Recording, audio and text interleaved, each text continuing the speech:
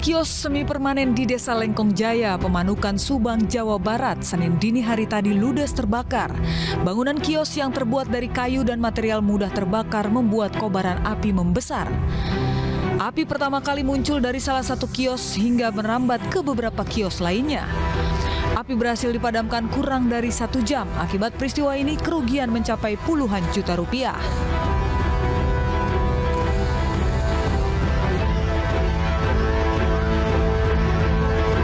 Ratusan peserta vaksin saling dorong saat petugas membagikan nomor antrian di gedung sekolah swasta Jalan Diponegoro, Asahan, Sumatera Utara.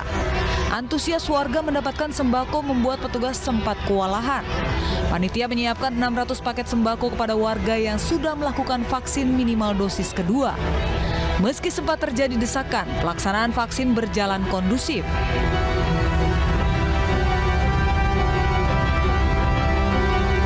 Kecelakaan mobil minibus yang membawa rombongan grup musik Islami Debu terekam kamera pengawas. Minibus melaju kencang setelah masuk dari gerbang tol Probolinggo Timur, Jawa Timur. Minibus kemudian menabrak truk yang ada di depannya. Diduga sopir mengemudi dalam kondisi mengantuk. Akibatnya, 2 orang tewas dalam peristiwa ini. Sementara personil Debu Daud Abdullah Al-Daud terluka parah. Tim Liputan iNews melaporkan. Jelang Hari Raya Idul Fitri 1443 Hijriah, stasiun kereta api Senen Jakarta Pusat mulai dipadati pemudik. Mereka mengaku mudik lebih awal karena khawatir kehabisan tiket. Memasuki pekan ketiga jelang Hari Raya Idul Fitri, stasiun kereta api Pasar Senen Jakarta Pusat mulai ramai dipadati calon penumpang untuk mudik ke kampung halaman. Para pemudik mengaku berangkat lebih awal karena khawatir takut kehabisan tiket. Melonjak sejak hari Minggu, tercatat sedikitnya 200.000 tempat duduk telah terjual dari total 700.000 yang diperuntukkan untuk periode arus mudik mendatang. Sejumlah lokasi seperti Yogyakarta, Semarang, Surabaya hingga Bandung tercatat menjadi destinasi mayoritas yang dipilih oleh penumpang.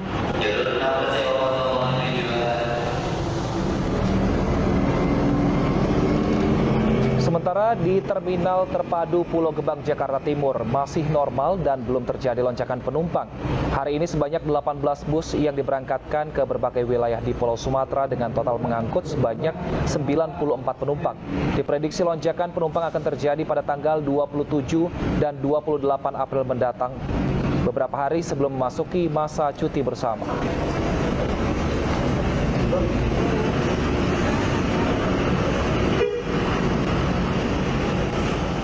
2 pekan jelang Idul Fitri, harga sejumlah kebutuhan pokok merangkak naik.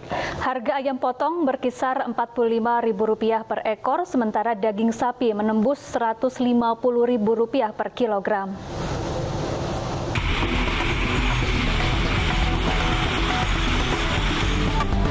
Dua pekan jelang Idul Fitri, harga ayam potong di Pasar Pagi Bintara, Bekasi, Jawa Barat merangkak naik. Jika sebelumnya harga ayam potong berkisar Rp35.000 per ekor, kini mencapai Rp45.000 per ekor. Akibatnya sejumlah lapak pedagang ayam sepi karena minat pembeli berkurang. Sementara harga telur ayam masih stabil, yakni sekitar Rp24.000 per kilogram. Ya dari sana ya, saya kan di sini. Apa stoknya berkurang sehingga naik gitu? Enggak juga sih mas, Enggak. sebenarnya pasar sepi. Kalau stok berkurang kan otomatis permintaan kan sedikit kalau pasar sepi. Terus pelanggan sendiri gimana Bu? Apa kita nggak tahu dah. Pelanggan sendiri kadang ada yang protes atau bagaimana? Ya kalau protesnya udah biasa. Tahu dah. Sementara itu harga daging sapi di Pasar Kosambi, Bandung, Jawa Barat menembus Rp150.000 per kilogram. Kenaikan harga ini dikeluhkan pembeli. Para pembeli berharap jelang Idul Fitri harga sejumlah kebutuhan pokok stabil. Tim Liputan iNews melaporkan. Pemirsa, jelang waktu berbuka puasa memang paling tepat berburu takjil. Langsung saja kita menuju ke salah satu lokasi yang menjual makanan untuk berbuka puasa bersama Armalina yang berada di kawasan Pasar Johar, Jakarta Pusat. Selamat sore Armalina, bagaimana situasi lokasi pedagang takjil di sana? Halo Syafa, Wilson dan juga pemirsa. Biasanya udah jam segini pasti udah jam-jamnya mikirin nih mau makan apa sih buka puasa nanti. Nah sekarang Kita juga lagi ada di kawasan Pasar Johar, Jakarta Pusat yang emang menyediakan beragam makanan dan juga minuman yang bisa jadi pilihan pemirsa saat berbuka puasa. Nah, untuk di deretan ini nih, dari tadi aku udah paling ngiler banget karena ini banyak banget macam-macam minuman segar, mulai dari ada sirup melon yang juga dikasih buah melonnya langsung. Terus juga ada biji selasihnya nih ya, kalau pemirsa bisa lihat lebih dekat lagi ini sambil kita lihat nih, ini seger banget. Jadi bukan hanya sirupnya aja tapi juga ada buah melon dan juga biji selasihnya. Nah terus kalau di sebelahnya ini juga ada jus mangga. Jadi kalau misalkan mau lebih seger lagi bisa pilih jus mangga ini nih. Tapi kayaknya aku lebih tergiur sama yang sebelahnya nih Bu. Halo, selamat sore Bu. Dengan siapa namanya? Saya Bu Sri Wahyuningsih. Dipanggilnya siapa Bu? Bu Sri. Bu Yusri? Mbak Sri. Mbak Sri. Oke, Syafa, Wilson dan juga pemirsa. Jadi sebenarnya paling aku lirik dari tadi ini gerobak untuk sop buah. Jadi ini kayaknya buahnya banyak banget ya Mbak Sri ya. Aku mau dong Mbak Sri pesen 1 porsi. Ini sambil mau lihat isinya ada apa aja sih Mbak? Isinya ada buah naga. Buah naga, terus? Agernya hijau. Melon. Iya. Blewah. Apel sama pir. Apel sama pir juga ada. Sampai mangga. Wah, mangganya ini oren banget Mbak, seger banget.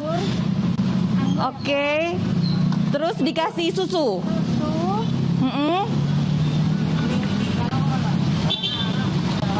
Wow, Wilson, Syafa jangan ngiler ya lihatnya nih di studio karena aku secara langsung aja udah langsung ngebayangin ini kayak seger banget buat buka puasa aku nanti. Jadi langsung kita bungkus aja nih Bu ya, 1 bungkus ini buat menu buka puasa aku nanti. Oke, 1 porsi ini berapa Bu? 12.000 aja Kak. 12.000 aja tapi udah dapat isi macam-macam buah ini. Oke, kita bungkus 1 ya. Nah, baik, makasih Mbak Sri. Siapa Wilson dan juga pemirsa, kayaknya kurang nih kalau misalkan cuma beli minuman aja. Kayaknya aku mau cari makanan lainnya di sana. Tapi sebelum itu juga kalau pemirsa nih datang ke Surabaya juga kayaknya kurang lengkap kalau nggak mencobakan sup hitam ataupun rawon. Nah, ini pemirsa terlebih saat buka puasa juga menu rawon ini bisa menjadi alternatif buka puasa bersama keluarga.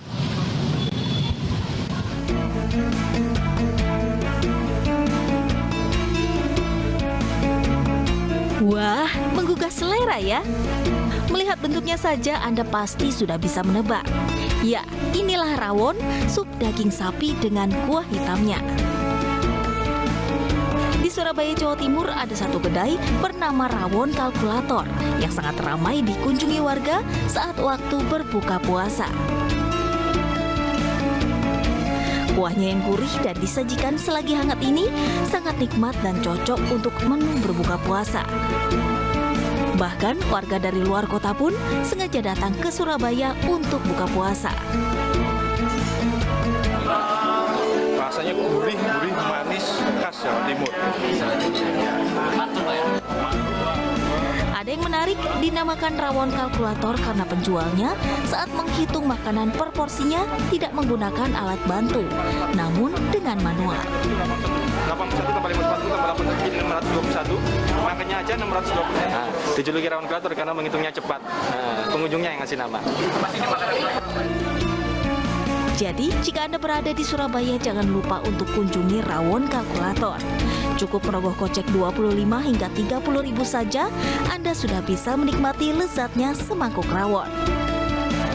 Dari Surabaya, Jawa Timur, Rahmat Ilyasan, iNews melaporkan.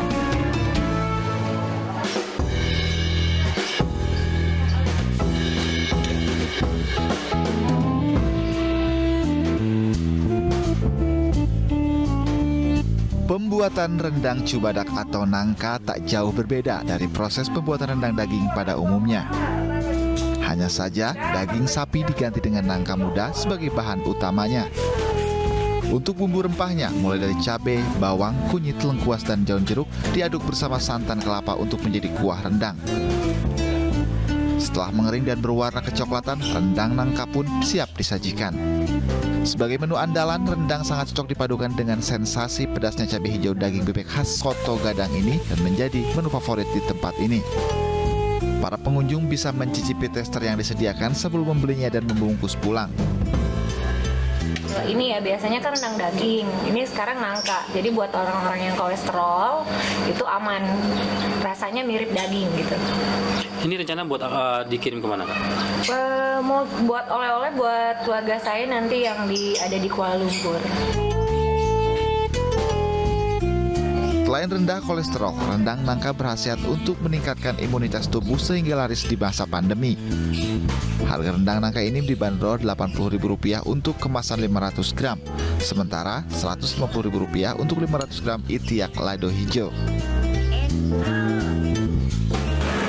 Untuk rendang cubada ini berkhasiat untuk meningkatkan imunitas tubuh, sehingga sangat-sangat laris di masa pandemi, serta rendah kolesterol. Masakan kita itu sesuai dengan lidah orang luar ya, tapi tidak menghilangkan Oleh-oleh khas Minang ini dipasarkan secara daring, bahkan sudah menembus pasar mancanegara seperti Malaysia, Singapura, Eropa, Amerika, dan Arab Saudi. Dalam 1 bulan, toko sale roti biok ini bisa menghasilkan omset hingga Rp100 juta. Di Padang, Sumatera Barat, Budi Sunandar, iNews melaporkan.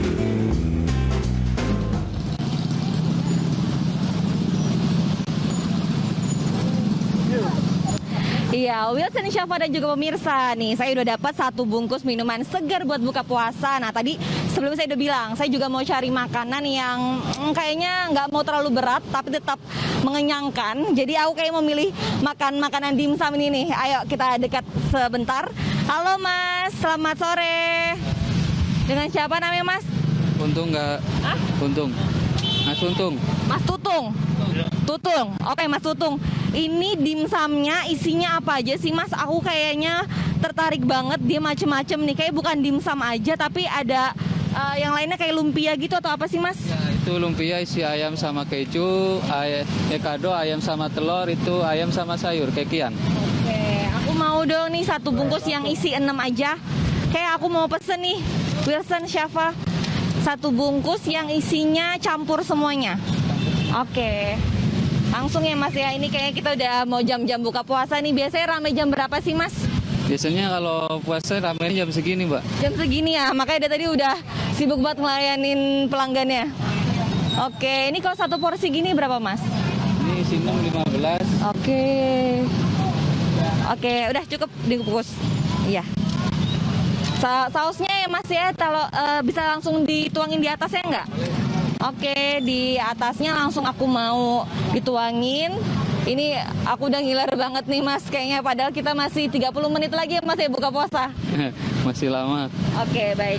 Makasih Mas, dibungkus langsung ya. Syafa, Wilson dan juga pemirsa, ini dia nih makanan dan juga minuman yang udah aku siapin buat buka puasa nanti.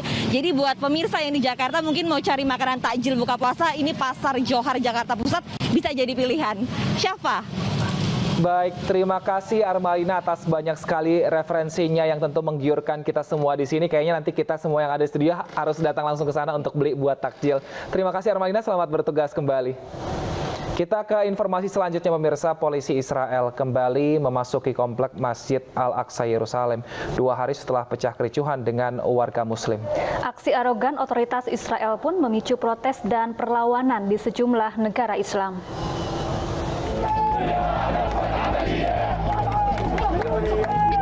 Ratusan pengunjuk rasa beraksi di Amman, ibu kota Yordania, mengecam tindakan represif aparat keamanan Israel saat menyerbu Masjid Al-Aqsa. Para pengunjuk rasa meneriakkan slogan anti-Israel dan menuntut pemerintah Yordania turun tangan mengatasi ketegangan di situs suci umat Islam. Warga mendesak pemerintah beraksi nyata dan tidak hanya mengecam aksi represif Israel. الحكومة الأردنية نقول لها بشكل واضح وصريح أن الإدانات لوحدها لا تكفي، المطلوب هو إجراء سلسلة من الإجراءات العملية، اتخاذ قرارات عملية على أرض الواقع. على رأس هذه القرارات هو وقف كل التعامل مع الكيان الصهيوني، إغلاق سفارته في عمان. Sementara itu, 2 hari usai pecah kericuan dengan warga muslim setempat, sejumlah personel polisi Israel kembali memasuki kompleks Masjid Al-Aqsa di Yerusalem. Polisi Israel berdalih kedatangan mereka adalah bentuk patroli rutin, menyusul adanya laporan bahwa warga Muslim di Yerusalem mengumpulkan batu dan petasan untuk menyerang aparat keamanan serta warga Yahudi. Kedatangan aparat Israel ini pun langsung direspon dengan sejumlah lemparan petasan oleh warga setempat. Sebelumnya, polisi Israel memaksa masuk ke kompleks Masjid Al-Aqsa saat ribuan umat Muslim Palestina setelah melaksanakan sholat subuh. Polisi Israel membalas lemparan batu warga Palestina dengan gas air mata. Polisi Israel juga menggunakan granat kejut di dalam halaman dan ruang sholat masjid. Israel mengklaim polisi terpaksa masuk untuk membubarkan kerumunan dan memindahkan batu untuk mencegah kekerasan. Sementara menurut saksi mata, salah satu penjaga Al-Aqsa terluka karena matanya tertembak peluru karet. Pemirsa, musisi Elo hari ini mangkir dari pemeriksaan kasus trading DNA Pro. Selengkapnya usai jeda, tetaplah bersama kami.